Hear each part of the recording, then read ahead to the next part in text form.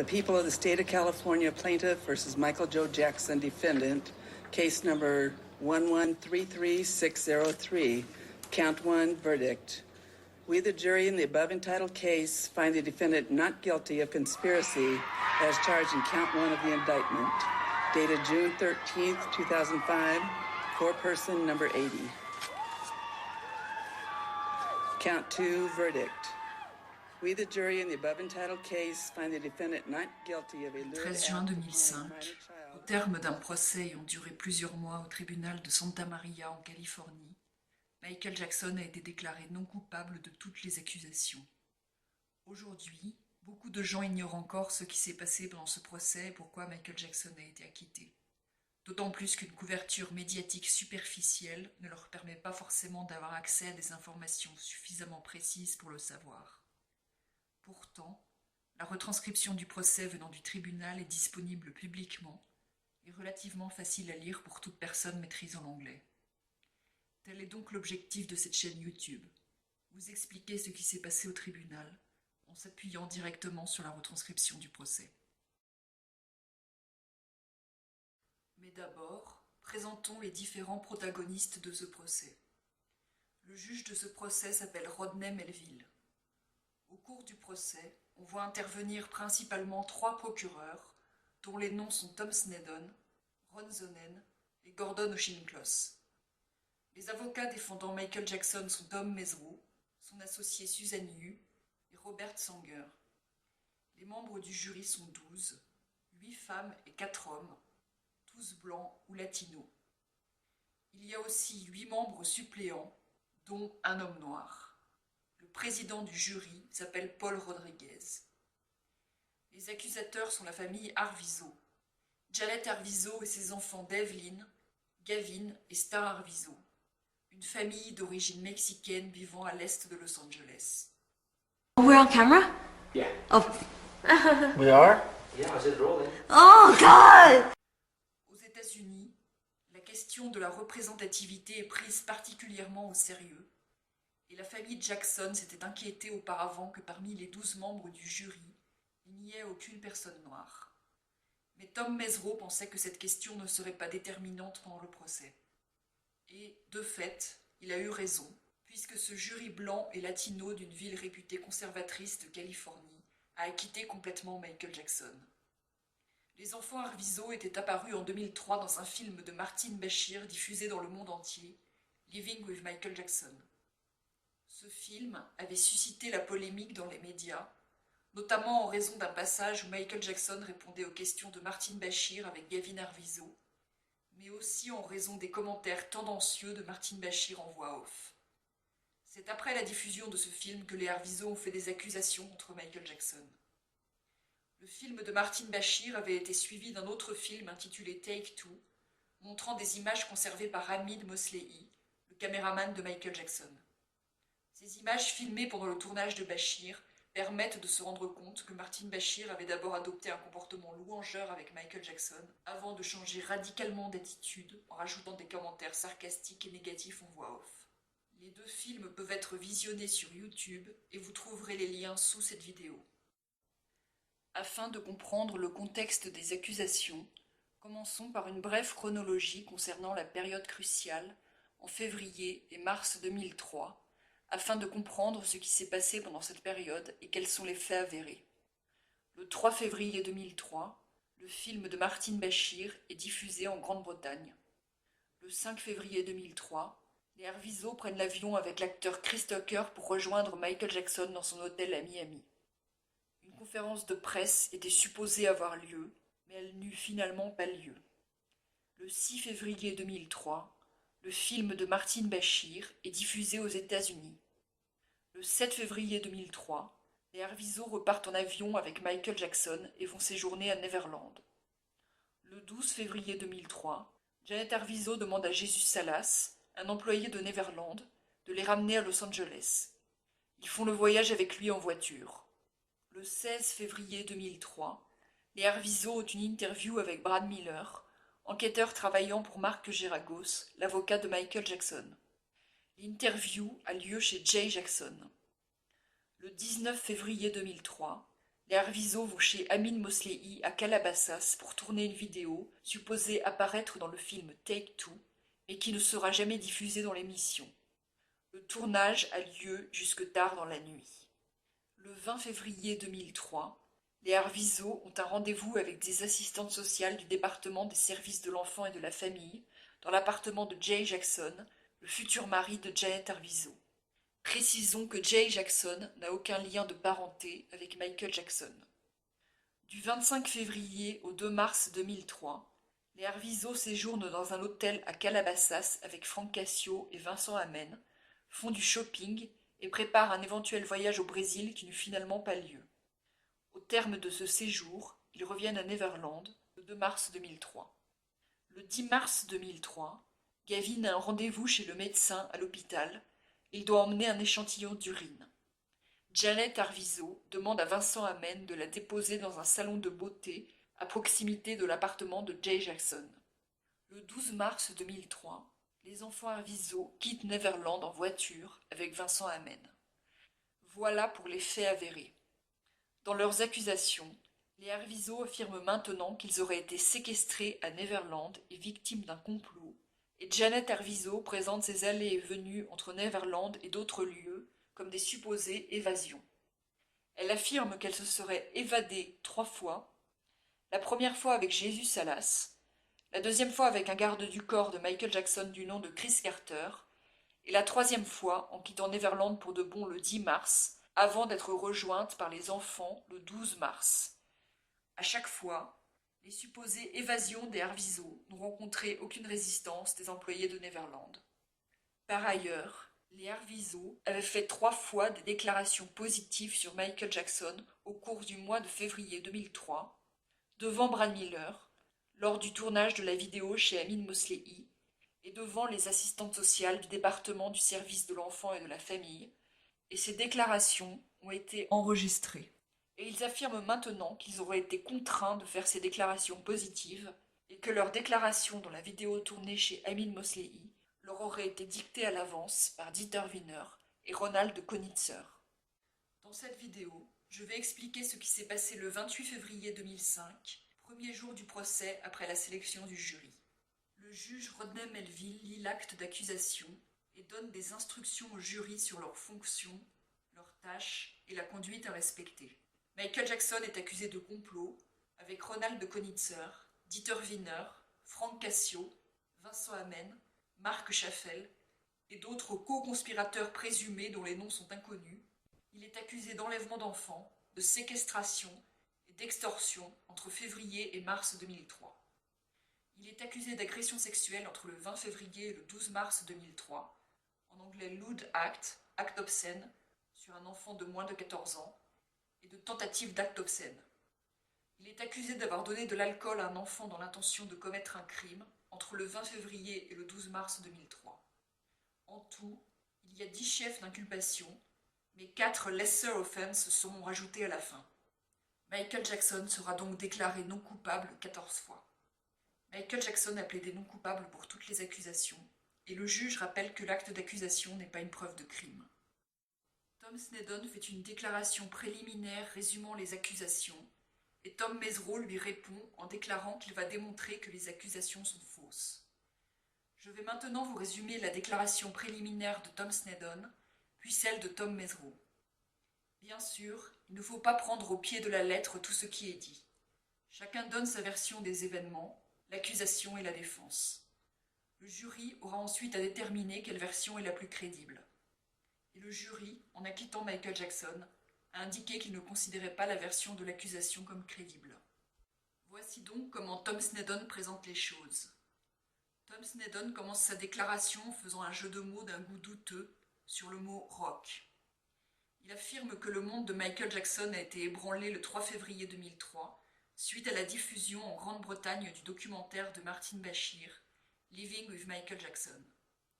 Tom Sneddon affirme que Michael Jackson a contacté Gavin Arvizo pour qu'il participe au film de Martin Bashir, sans l'avertir que le film allait être diffusé dans le monde entier. Sneddon affirme que Michael Jackson a exposé Gavin Arvizo à des comportements sexuels et magazines pornographiques, en exploitant le fait que Gavin n'avait plus de référent paternel suite au divorce de ses parents, en poussant la famille Arvizo à l'appeler papa. Snedden affirme que la famille Arvizo a été placée sous contrôle afin d'être forcée de participer au tournage d'une vidéo favorable à Michael Jackson en réponse au film de Bashir, vidéo qui devait apparaître dans le film Take Two.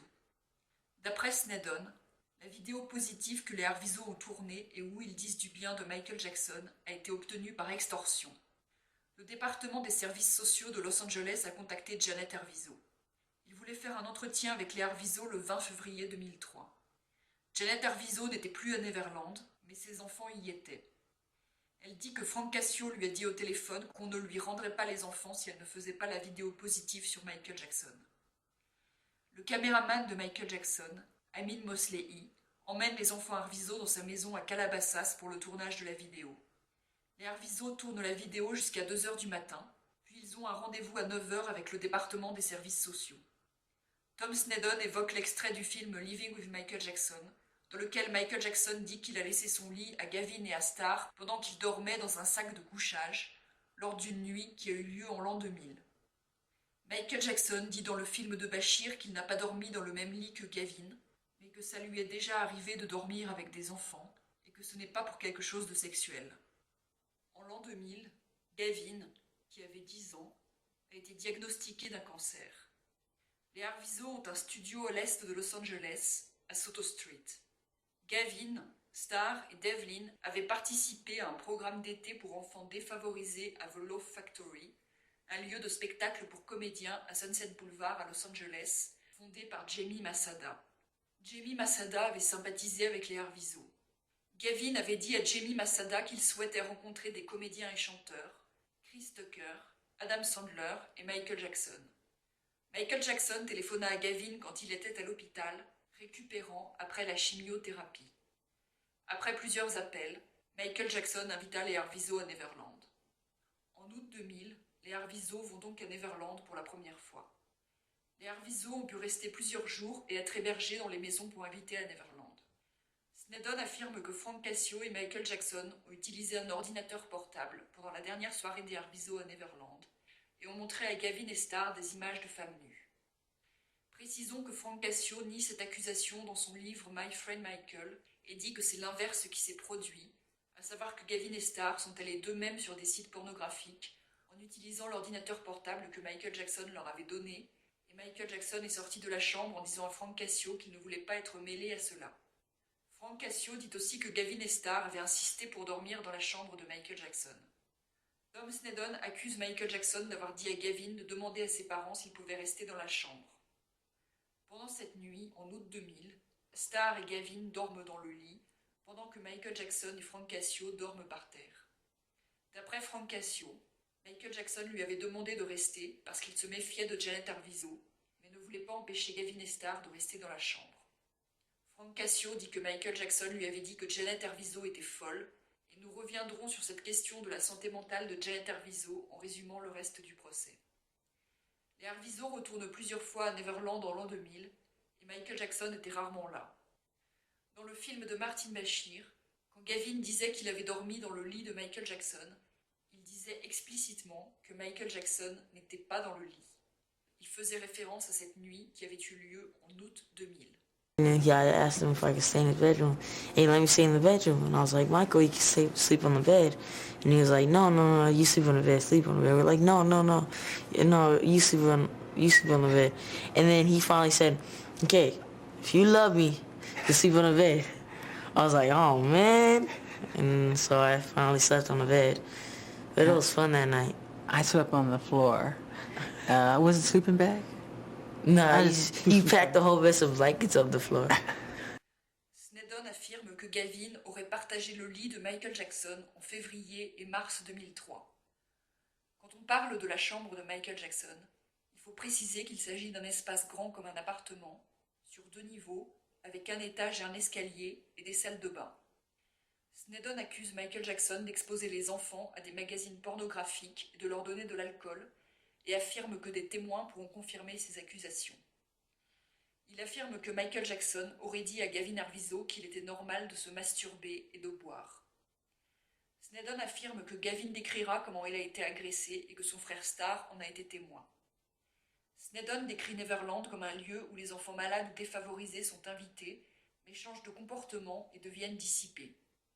Snedden insiste sur le fait que Michael Jackson avait des magazines pornographiques montrant des femmes nues dans sa chambre, qui ont été retrouvés par les policiers lors de la perquisition du 18 novembre 2003, et affirme que Michael Jackson aurait montré des magazines à Gavin et Starr en février et mars 2003. Snedden affirme que Michael Jackson aurait simulé un acte sexuel avec un mannequin qui représentait sa jeune cousine devant Gavin et Starr. Snedden affirme que Michael Jackson, un soir, aurait surgi nu devant Gavin et Starr qui regardaient la télévision. Snedden affirme que les magazines ont été analysés et que plusieurs avaient des empreintes de doigts de Michael Jackson. Plusieurs avaient des empreintes de Gavin et Starr, et l'un d'entre eux avait des empreintes de Michael Jackson et Gavin. Snedden affirme que Michael Jackson aurait donné de l'alcool à Gavin pour la première fois dans l'avion en février 2003, alors qu'il revenait de Miami. Il affirme que Gavin et Starr auraient bu de l'alcool presque toutes les nuits et partagé le lit de Michael Jackson pendant la période de février et mars 2003.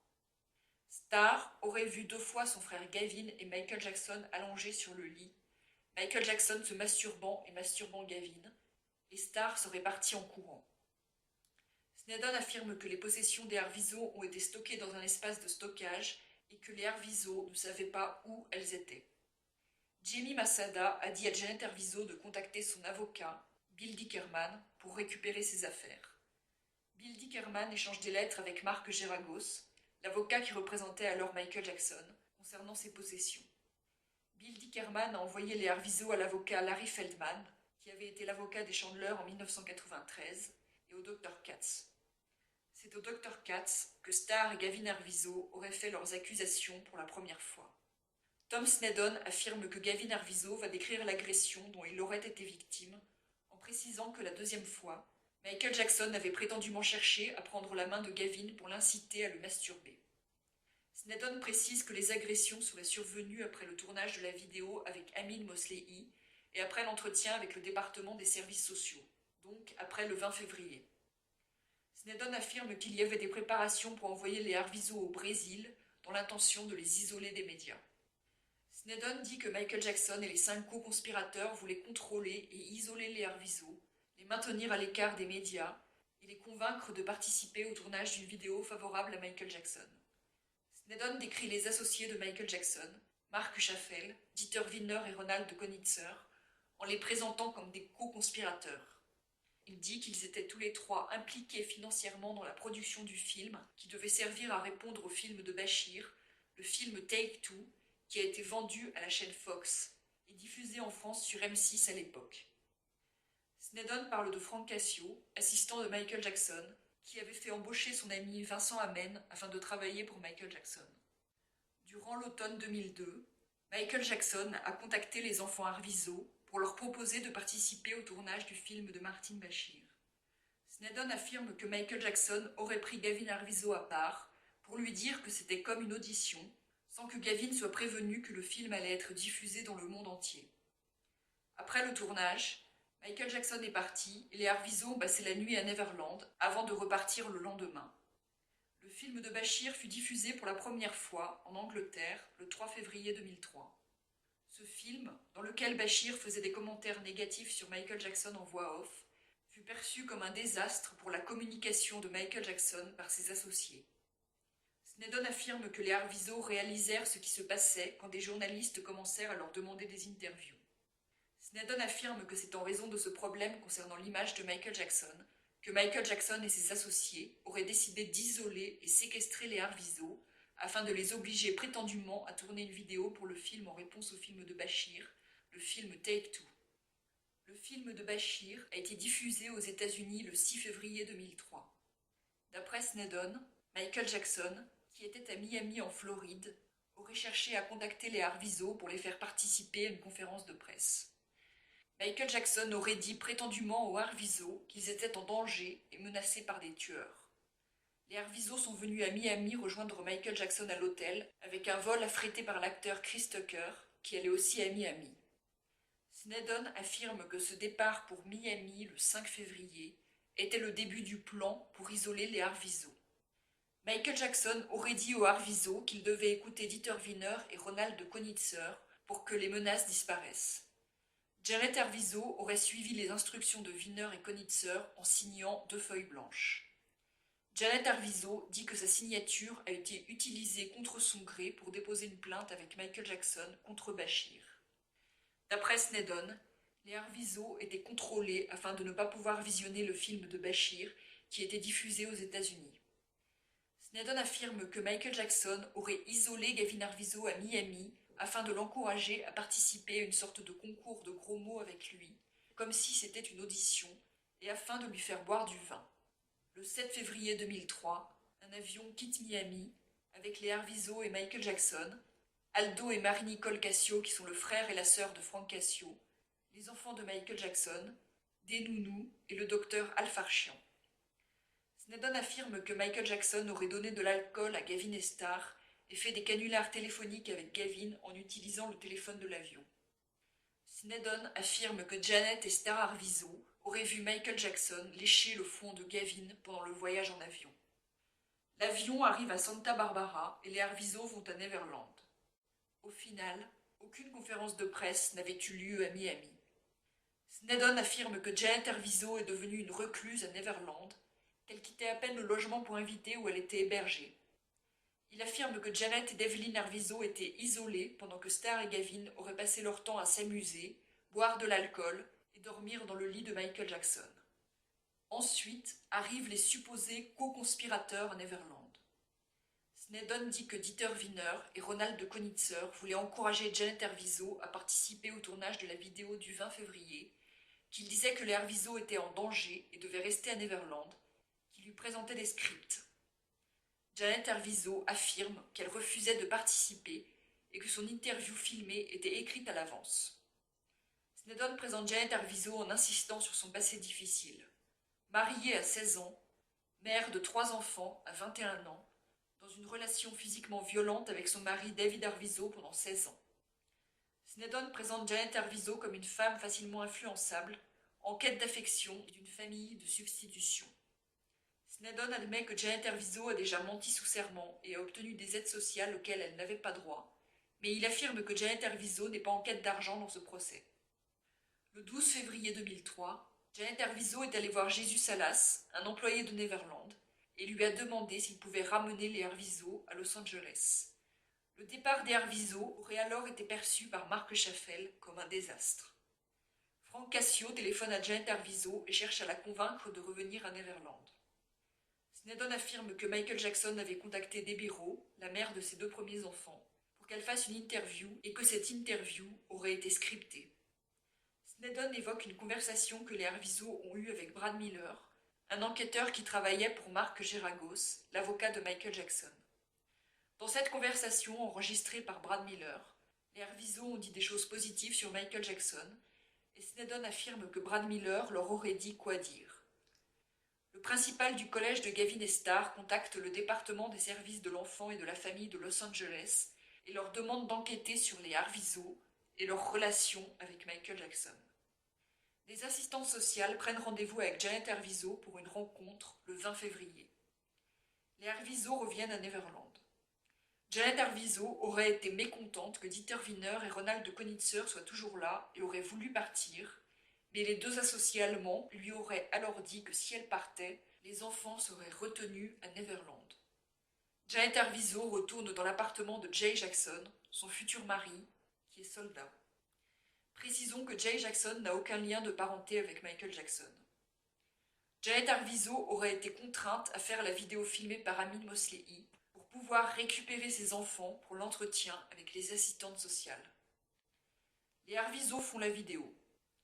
Ils auraient reçu un script leur disant quoi dire à l'avance. Les Arvizo retournent chez Jay Jackson pour l'entretien avec les assistantes sociales. Les Arvizo ont dit aux assistantes sociales que les enfants n'étaient jamais seuls avec Michael Jackson, qu'il ne dormait jamais dans son lit, que Janet Arvizo marchait dans la maison la nuit. Star et Gavin Arvizo affirment qu'ils n'ont eu aucun contact inapproprié avec Michael Jackson. Janet Arvizo affirme que Vincent Amen serait venu les chercher et aurait appelé Frank Cassio, et que comme la vidéo et l'entretien avec les assistantes sociales n'avaient pas été jugés suffisants, on voulait les envoyer au Brésil. À partir du 25 février 2003, les Arvizo sont dans un hôtel à Calabasas et ils seraient restés sous la surveillance de Frank Cassio et Vincent Amen, avec un garde du corps pour les empêcher de sortir. Les affaires des Arvizo ont été mises en stockage et l'argent a été payé par Vincent Amen. Pendant le séjour à Calabasas, les Arvizo vont au cinéma, ils achètent des vêtements. Janet va dans un salon de beauté. D'après Snedden, les Arvizo ne voulaient pas aller au Brésil et on les ramène à Neverland le 2 mars 2003. Snedden dit que Michael Jackson était à Neverland du 2 au 5 mars et du 9 au 12 mars. Snedden dit que c'est pendant cette période qu'il aurait montré les magazines et accompli les actes sexuels. Le 10 mars, Gavin a un rendez-vous chez le médecin où il doit emmener un échantillon d'urine à l'hôpital. Janet Arvizo dit que Vincent Amen aurait renversé de l'urine en les emmenant à l'hôpital. Précisons que Vincent Amen a dit publiquement que c'était Janet Arvizo qui a renversé l'urine et pas lui. Janet Arvizo demande à Vincent Amen de la déposer dans un salon de beauté à proximité de l'appartement de Jay Jackson. Janet Arvizo aurait prétendu que son père était malade et que ses enfants avaient besoin de le voir afin de pouvoir les faire sortir de Neverland. Le 12 mars, les enfants Arvizo partent en voiture. Après le départ des Arvizo, les enquêteurs les suivent et les filment. Snedden affirme que Gavin était devenu différent, agressif et ne voulait pas qu'on le touche. C'est la fin de la déclaration préliminaire de Tom Snedden et Tom Mesereau commence la sienne. Voici maintenant la version des faits présentée par Tom Mesereau, l'avocat de Michael Jackson. Tom Mesereau déclare que les accusations sont fictives et n'ont jamais eu lieu. Il les décrit comme fausses, stupides et ridicules. Tom Mesereau dit qu'il va faire venir des témoins pour décrire le comportement des Arvizo avec différentes célébrités. Jay Leno, George Lopez, Bernie Watson, Louis Palanker. Il décrit les Arvizo comme cherchant à approcher des célébrités pour obtenir de l'argent. Michael Jackson est devenu leur cible car il était le plus vulnérable. Tom Mesereau explique que Michael Jackson n'a pas eu une enfance normale car il travaillait dur pour sa carrière et il a créé Neverland comme un lieu où les enfants peuvent passer un bon moment. Tom Mesereau dit que Neverland n'est pas un repère pour commettre des crimes, contrairement à ce qu'affirme Tom Snedden. Il affirme que Janet Arvizo utilisait ses enfants pour trouver une célébrité qui les entretiendrait. Michael Jackson voulait aider Gavin Arvizo et il est tombé dans le piège tendu par cette famille. Michael Jackson a fait venir Gavin à Neverland et lui a parlé d'une technique mentale dont il avait entendu parler pour combattre la maladie, en imaginant que les bonnes cellules mangent les cellules cancéreuses. Mesereau revient sur ce que nous appellerons l'affaire J.C. Penney, au cours de laquelle la famille Arvizo avait obtenu de l'argent après avoir fait des accusations de violence contre les vigiles d'un magasin J.C. Penney. D'abord, revenons sur cette affaire J.C. Penney. Le 27 août 1998, alors que Gavin Arvizo n'avait que 8 ans, la famille Arvizo a été impliquée dans un incident dans un grand magasin J.C. Penney. L'incident a commencé avec Gavin volant 2 uniformes scolaires et 2 pantalons d'uniforme scolaire du magasin et s'est terminé avec un règlement entre la famille Arvizo et J.C. Penney dans lequel le magasin a payé la famille 152 500 $. D'après une interview que le père des enfants Arvizo, David Arvizo, a donnée à l'enquêteur privé de Michael Jackson, Scott Ross, le 27 octobre 2004, le jour de l'incident, la mère, Janet Arvizo, a postulé pour un emploi à l'unité de prévention des pertes de Oshman Sporting Goods Store. Pendant qu'elle se rendait dans ce magasin pour remplir les documents nécessaires à sa candidature, David Arvizo et leurs 2 fils, Gavin et Star, sont allés dans le magasin voisin J.C. Penney. Pendant qu'ils faisaient des courses, Gavin a attrapé 2 uniformes scolaires et 2 pantalons d'uniforme scolaire et a couru hors du magasin avec eux. David a couru après lui, d'après lui pour l'arrêter, mais avant qu'ils atteignent leur camionnette, ils ont été encerclés par des agents de sécurité de J.C. Penney. Janet Arvizo quittait Oshman juste à temps pour en être témoin et est intervenue pour protéger son mari et ses 2 fils. Il y a eu une bagarre entre Janet et les gardes, mais David a finalement été ramené à J.C. Penney. D'après le témoignage de Janet Arvizo en 2005, Janet et David ont été tous les 2 arrêtés et emmenés en prison où leurs photos ont été prises et ils ont été inculpés pour cambriolage, attaque et agression et larcin, mais ils ont ensuite été libérés plus tard dans la journée et les charges ont finalement été abandonnées par le magasin. D'après David, à son arrivée à la maison, Janet lui a ordonné, ainsi qu'au garçon, d'écrire leur version de ce qui s'était passé. Quand ils ont fini, elle a pris leurs papiers et changé leurs histoires pour une version qu'elle voulait présenter. Les versions modifiées ont été rendues aux enfants et ils ont été tenus de les lire et les étudier quotidiennement. Cela a duré presque un an, puis, le 22 juillet 1999, les Arvizo ont déposé une plainte civile contre J.C. Penney pour agression, séquestration illégale et infliction de détresse émotionnelle. À l'époque, aucune agression sexuelle n'était alléguée par eux. Un an plus tard, dans une modification du 29 juin 2000 de leur plainte, ils ont également ajouté des accusations d'agression sexuelle. Janet Arvizo affirmait maintenant qu'un agent de sécurité lui a caressé les seins, lui a pressé les mamelons 10 à 20 fois, l'a frappé avec un poing fermé, l'a agressé dans sa zone vaginale et l'a insulté avec des injures raciales. D'après David Arvizo, finalement, Janet n'a jamais travaillé chez Hochman, affirmant qu'elle était incapable de travailler en raison des blessures qu'elle aurait subies lors de l'altercation de J.C. Penney. Cette réclamation pour perte de revenus est également devenue une partie de leur action en justice. David a aussi dit que Janet a exploité la maladie de Gavin en suscitant de la sympathie et en mettant J.C. Penney sous pression pour régler financièrement. Finalement, l'affaire a été réglée le 24 septembre 2001 avec J.C. Penney payant la famille 152 500 $. Dans sa déposition pour l'affaire J.C. Penney, Janet Arvizo a dit que son mari ne l'avait jamais battue et elle affirme maintenant qu'elle a été battue pendant 17 ans de mariage. Après avoir accusé son ex-mari de violence, Janet Arvizo l'a accusé d'avoir agressé sexuellement leur fille Devlin.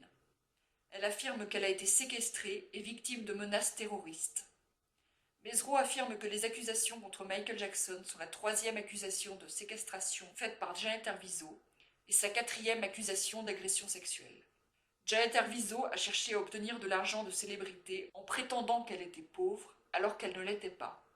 L'appartement de Soto Street n'était utilisé que de temps en temps. Le reste du temps, Janet Arvizo vivait avec ses parents à El Monte. Quand elle s'est fiancée à Jay Jackson, elle s'est installée avec lui. Elle faisait venir les célébrités à Soto Street quand elle affirmait qu'elle n'avait pas d'argent et que son fils avait un cancer. David Arvizo avait un emploi et une assurance pour couvrir les dépenses médicales de Gavin, ce que Janet Arvizo a caché. Janet Arvizo a approché un journal local, le Mid Valley News, en affirmant qu'elle avait besoin d'argent pour payer les soins de Gavin, en affirmant qu'un traitement de chimiothérapie coûtait 12 000 $. Janet Arvizo voulait que ses enfants soient des acteurs et les a emmenés dans des cours de théâtre à Los Angeles.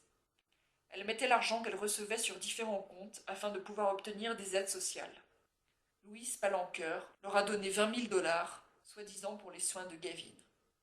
Mesro affirme que c'est une coiffeuse connaissant Michael Jackson, Carole Lamire, qui l'a mis en contact avec les Arvizo, car son fils allait dans la même école de danse que Gavin. La maison où Janet Arvizo affirme qu'elle a été séquestrée est utilisée par Elizabeth Taylor et Marlon Brando quand ils viennent à Neverland. En automne 2000, les Arvizo ont cherché à approcher Jay Leno, George Lopez et Fritz Coleman, un présentateur de la météo. Fritz Coleman avait organisé une collecte de fonds à la Love Factory qui était supposée payer les soins de Gavin. Les Arvizo ont aussi accusé George Lopez d'avoir volé 300 $ dans le porte-monnaie de Gavin. Michael Jackson a donné une voiture à Janet Arvizo car elle se plaignait de ne pas en avoir. La voiture a été endommagée et Janet Arvizo s'est plainte devant la police qu'elle voulait la récupérer. Janet Arvizo utilisait ses enfants pour obtenir de l'aide de Michael Jackson. Des collectes de fonds ont été organisées à la Love Factory sans qu'on sache où allait réellement l'argent. Les Arvizo ont aussi approché l'acteur Chris Tucker et ont obtenu 2 000 $ de lui. En portant plainte contre son mari, Janet Arvizo a dit à la police que Michael Jackson, Kobe Bryant et Fritz Coleman allaient l'aider dans sa plainte. Kobe Bryant ne la connaît pas. La famille a conservé l'appartement à Soto Street comme vitrine pour montrer leur pauvreté, tout en allant vivre avec Jay Jackson. Janet Arvizo touche des aides sociales, tout en cachant l'argent et les biens qu'elle possède. Mesro fait remarquer que les Arvizo accusent Michael Jackson de séquestration et complot, alors qu'il y a de 40 à 50 employés à Neverland, dont certains agents de sécurité qui sont d'ex-officiers de police. Pendant sa supposée période de séquestration, Janet Arvizo a dépensé plus de 3 000 $ en soins de beauté et vêtements, aux frais de Michael Jackson. Mesro résume la situation après le film de Bachir. Les médias partout, le bureau du procureur qui commence à enquêter, le département des services de l'enfant et de la famille qui commence à enquêter. Les associés de Michael Jackson s'organisent pour produire un documentaire en réponse au film de Bachir. L'accusation affirme que c'est dans ces circonstances qu'auraient eu lieu les agressions sexuelles, et Mesro fait remarquer l'absurdité de cette chronologie. Mesro affirme que Janet Arvizo voulait obtenir de l'argent des médias et cherchait à obtenir des droits après la diffusion du film de Bachir. Son fiancé voulait des millions de dollars. Quand les Arvizo réalisent que Michael Jackson ne va pas s'occuper d'eux tout le temps et qu'ils n'obtiendront pas d'argent du film, leurs accusations apparaissent. Les Arvizo vont voir 2 avocats, jamais la police. Janet Arvizo affirme ensuite que c'est la police qui lui aurait dit que son fils aurait été agressé, afin qu'elle n'ait pas eu l'air de le savoir avant. C'est son avocat qui a fait les accusations d'agression à la police. Mesro explique comment Martin Bashir a approché Michael Jackson après avoir interviewé la princesse Diana. Bashir a pu approcher Michael Jackson via Uri Geller. Bashir a flatté Michael Jackson en disant vouloir faire un documentaire sur ce qu'il faisait pour les enfants et en lui faisant rencontrer Kofi Annan à l'ONU afin de promouvoir l'idée d'une journée internationale pour les enfants. Il lui a montré une lettre de recommandation qui était supposée être de la princesse Diana. Bashir a trahi Michael Jackson en faisant apparaître des images de ses enfants contre sa volonté dans le film. Bashir lui avait assuré qu'il aurait un contrôle éditorial total et pourrait visionner le film avant sa diffusion, et ça n'a pas été le cas. Janet Arvizo voulait que ses enfants soient acteurs, et Star Arvizo a d'ailleurs pu faire un petit film à Neverland. Elle savait bien ce qui se passait quand Gavin est apparu dans le film de Bashir, mais sa première préoccupation était d'obtenir de l'argent. Elle avait aussi réclamé elle-même de la sécurité de la part de Michael Jackson, alors qu'elle était traquée par les médias du monde entier. Durant l'année 2001, Michael Jackson n'avait pas vraiment vu les Arvizo, mais les Arvizo cherchaient à approcher d'autres célébrités. Michael Jackson a dit explicitement à Bashir qu'il ne faisait rien de sexuel avec les enfants. Il lui a parlé de la violence dans le monde et des enfants violents qui viennent avec des armes dans les écoles, qui ont besoin d'affection et d'amour. Les propos de Michael Jackson à Bashir ont été présentés hors contexte, mais les images conservées par Amin Moslei, le caméraman de Michael Jackson, mettent en évidence le double jeu de Bashir. Bashir a rajouté des commentaires en voix off afin de créer le scandale. Tom Mesro affirme que les Arvizo n'ont pas été forcés à défendre Michael Jackson. Ils étaient spontanés. Initialement, les procureurs ont affirmé que les agressions sexuelles avaient commencé début février 2003, mais après la découverte de la vidéo des Arvizo, de l'entretien avec le département des services de l'enfant et de la famille, ils ont changé les dates. Les Arvizo avaient été enregistrés 3 fois, disant que Michael Jackson ne leur avait rien fait de sexuel, et Gavin a aussi changé les dates. Mesro fait remarquer que les Arvizo n'ont jamais appelé la police, jamais rien dit à Jay Jackson qui est dans l'armée, alors qu'ils étaient soi-disant séquestrés et forcés de faire des déclarations positives sur Michael Jackson. Tom Mesro doit s'interrompre, car c'est l'heure de terminer. Il poursuivra sa déclaration la prochaine fois. C'est ici que se termine ce résumé de la retranscription du procès du 28 février 2005. J'insiste sur le fait que, pour comprendre ces accusations, il faut garder à l'esprit que les accusations des Arvizo concernaient spécifiquement la période de février et mars 2003, suite à la diffusion du film de Martin Bashir, qui a été suivie par la diffusion du film Take Two. Je vous encourage donc à visionner le film de Martin Bashir, Living with Michael Jackson, ainsi que le film Take Two, pour avoir une réelle compréhension du contexte de ces accusations.